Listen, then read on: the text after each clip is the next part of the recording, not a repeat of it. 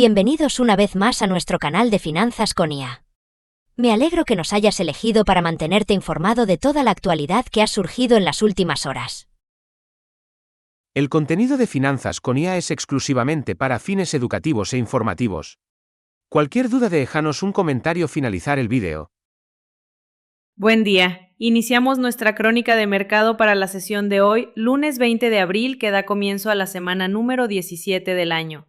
Arrancamos una semana que vuelve a venir marcada por la oleada de presentación de resultados empresariales.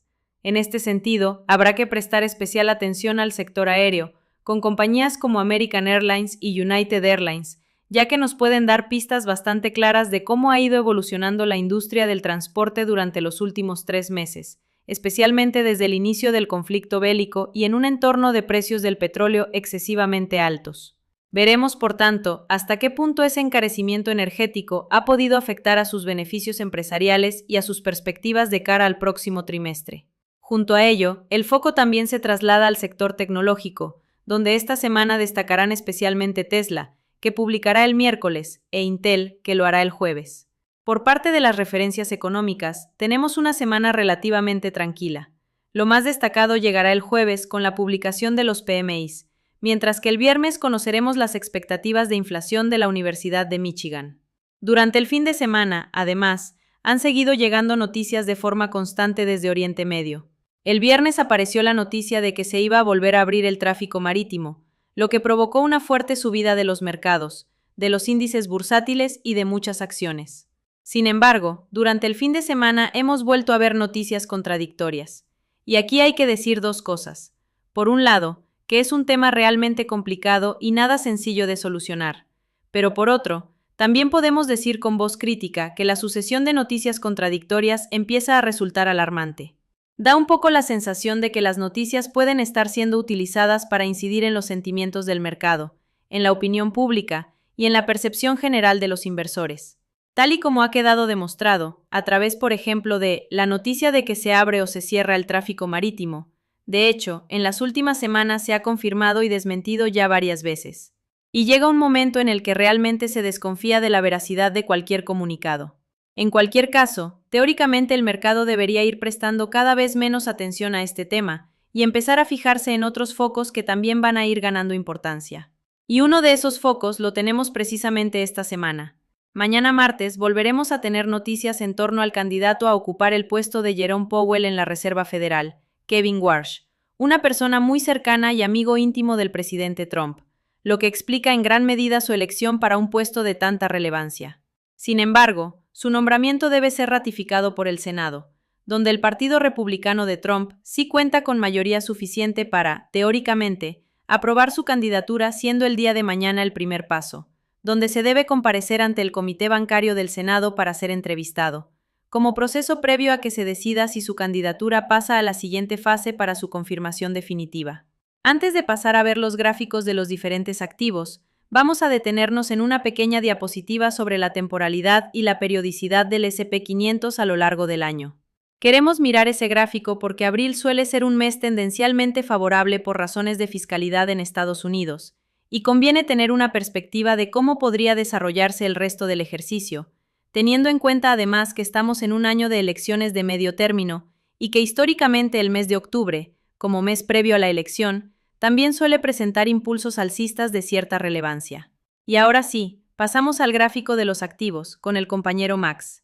Hoy miraremos especialmente el petróleo, por el punto en el que se encuentra y por todo el contexto geopolítico que sigue rodeándolo. Después iremos al oro. Y por último, revisaremos el Nasdaq, que abrió anoche domingo con un gap a la baja. Veremos si ese gap se puede acabar cerrando o si, por el contrario, el precio puede continuar con un retroceso bajista más amplio. Empezamos con el gráfico del futuro del crudo West Texas Intermediate, el WTI, que es el petróleo de referencia en Estados Unidos. Lo más importante es que el precio llegó a marcar un máximo en la zona de los $115, impulsado por el conflicto bélico y por las tensiones en el tráfico marítimo. Sin embargo, ese movimiento no se sostuvo y el precio volvió rápidamente por debajo de los $100. Esa zona de los 100 pasa a ser, por tanto, la gran resistencia a vigilar. Por abajo, el soporte más importante lo tendríamos en la zona de los $80. Y si el precio llegara a romper ese nivel, podríamos empezar a pensar en un desplazamiento hacia la franja de los 60 a 65 dólares, que sería una zona razonable de nueva acumulación y de nuevas compras para recomponer las reservas de petróleo que se han ido reduciendo durante todo el periodo del conflicto bélico, tanto para las empresas petroleras como a nivel de países. La idea de fondo es que probablemente el máximo ya se haya visto y que la subida por encima de los 100 dólares haya sido una trampa alcista, donde se ha aprovechado para colocar las posiciones de venta. A partir de aquí, lo más normal sería ver un mercado con bastante lateralidad y amplios rangos de negociación para acabar definiendo una dirección más clara, algo que puede durar semanas, incluso meses. Vemos ahora el gráfico del futuro del oro. Aquí vemos una estructura parecida a la de otros activos.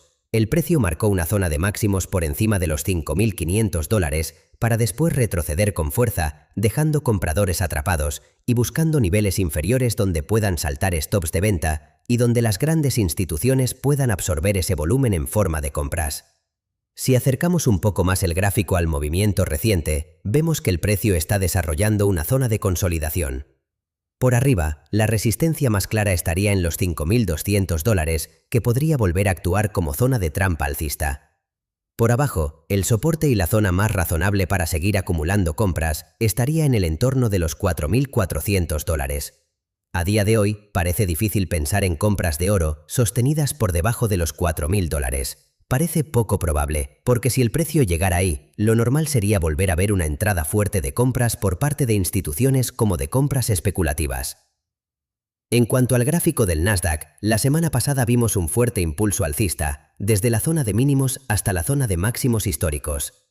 Cabe destacar que en el gráfico del futuro del contrato de junio no se aprecia del todo ese nuevo máximo que ha hecho el mercado, pero sí se vería con más claridad en el gráfico del contrato continuo o incluso en el mercado de contado.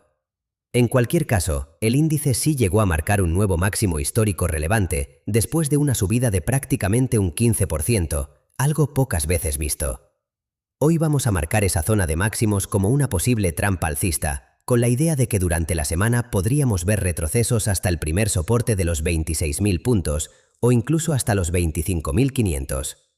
De todas formas, hay que recordar que el mercado se encuentra en una estructura muy tendencial, con unos niveles de gamma muy fuertemente alcistas, por lo que hay que tener cuidado a la hora de pensar en abrir posiciones cortas. Lo primero que hay que observar es si el mercado busca cerrar ese gap que dejó la noche del domingo, porque si el precio llegara a superar los máximos de la semana pasada, sí que podríamos estar ante una posible continuación del rally hacia nuevos máximos. Pero en principio, y hasta que eso no se confirme, deberíamos considerar esta zona como una zona de resistencia y de posibles ventas, e ir viendo día a día qué tipo de estructura quiere dejar el gráfico y cómo reacciona el precio ante las diferentes noticias que vayan llegando. Queremos enviar hoy un especial saludo a una persona muy querida en la comunidad, una trader que demuestra tener un gran control en la gestión de las posiciones de trading. Nos referimos a Ana, que siempre muestra mucha paciencia y disciplina en su trabajo. Eso es algo que admiramos de nuestra compañera Ana y de lo que todos deberíamos aprender teniéndolo como ejemplo para mejorar en la gestión de nuestras entradas y de las cuentas de trading. Saber encontrar el momento adecuado para entrar al mercado es algo muy importante en el trading, una virtud que realmente puede marcar la diferencia entre el profit o el stop loss. Muchas gracias a Ana y a todos vosotros por el apoyo a este canal. Un cordial saludo y una buena sesión de trading en esta nueva semana que se inicia.